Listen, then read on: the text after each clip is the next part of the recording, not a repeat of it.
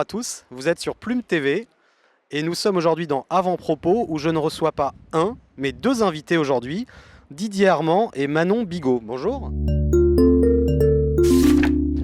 Honneur aux dames, je vais demander à Manon de se présenter. Bonjour, donc j'ai 20 ans, je suis en troisième année de licence communication à l'ISTC qui est une école sur l'île et je suis passionnée de photographie. C'est ce qu'on appelle une introduction efficace.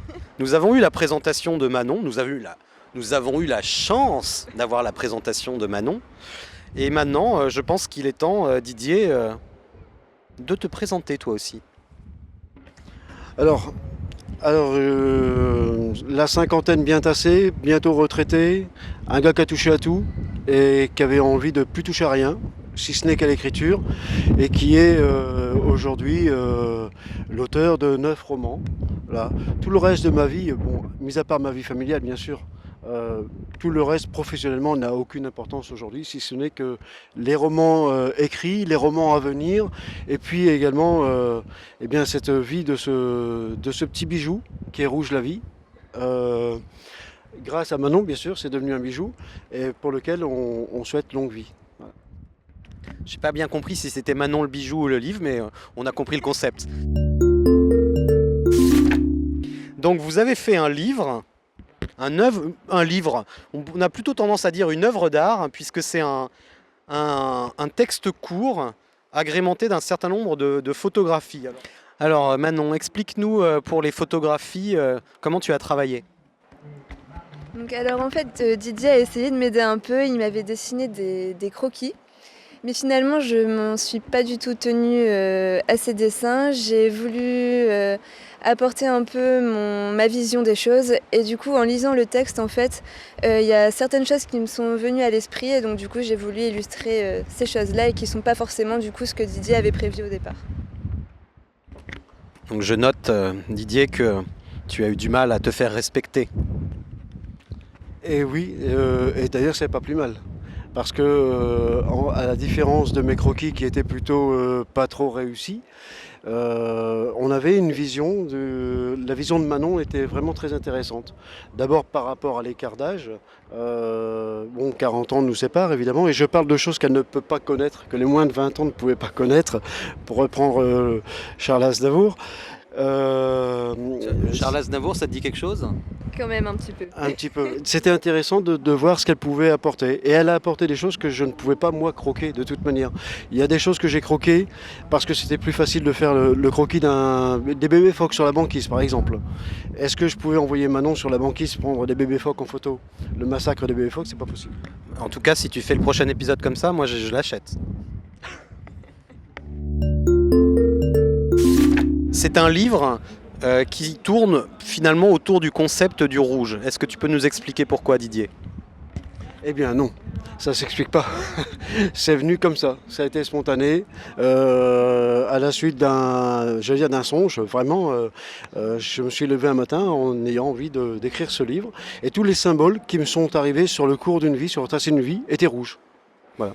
La coccinelle, la voiture de pompier, le Père Noël, toutes ces choses, voilà, toutes les choses qui venaient retracer ma vie étaient plutôt rouges. Si je cherchais dans le vert ou dans le bleu, il y en avait beaucoup moins, tout simplement.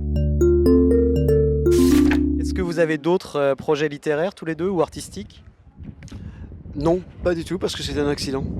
C'est vraiment providentiel, c'est arrivé comme ça parce que j'avais un petit bébé donc, qui s'appelait Rouge la vie, un texte fort auquel j'avais envie de donner vie d'une manière ou d'une autre, et puis Manon est arrivé sur la route, et donc avec ces photos ça a donné quelque chose qui était abouti et qui méritait d'être édité, d'être publié, d'être partagé, d'être exposé.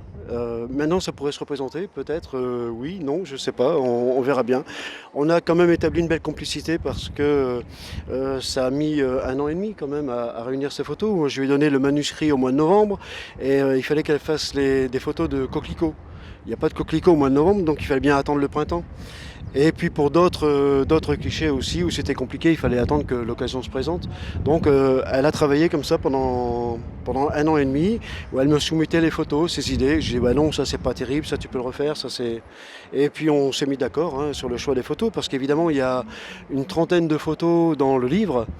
Mais elle a fait au moins 500, ouais, si c'est pas plus. Donc il a fallu faire un premier choix, une première sélection sur des choses qu'on a zappées, puis d'autres choses qu'on a ajoutées.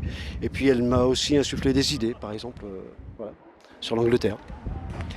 Et alors, est-ce que ça t'a donné envie de lire les autres livres de Didier?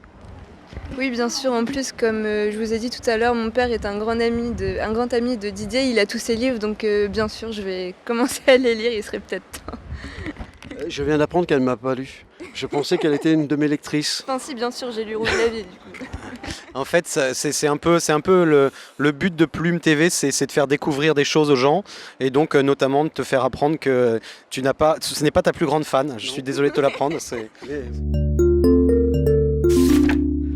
Alors on a une petite tradition dans Avant-propos et la tradition c'est que l'invité se pose à lui-même une question auquel il répond. Alors, comme on a la chance d'avoir deux invités, Didier, je vais te laisser poser une question à Manon et Manon, je vais te laisser poser une question à Didier. Ah, celle-là n'était pas prévue, hein.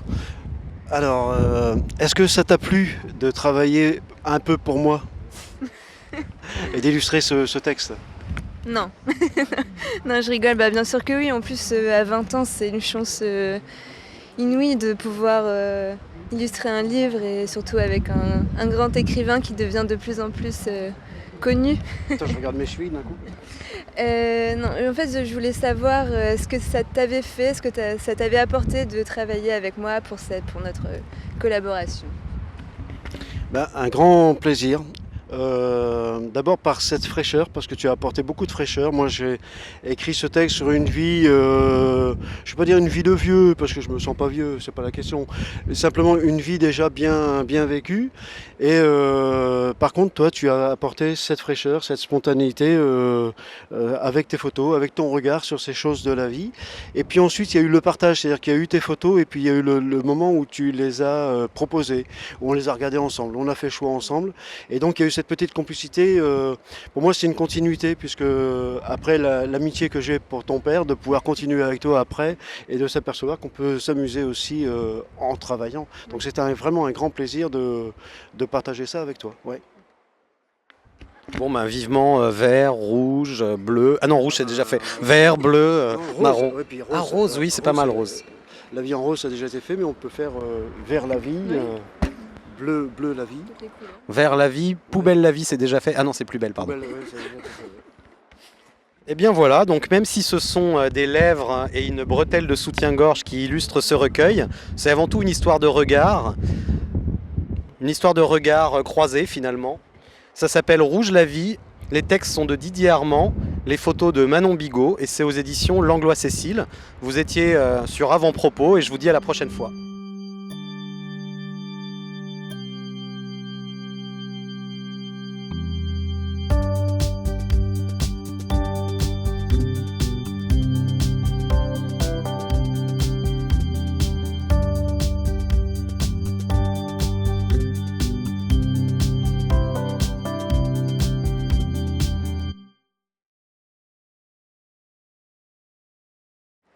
Et donc finalement tu as quel âge? Attends, parce que... Je pourrais être ton père. Un peu de respect quand même. C'est vrai que tu as 40 ans de plus que moi. On va la refaire si tu veux. Voilà. Ok.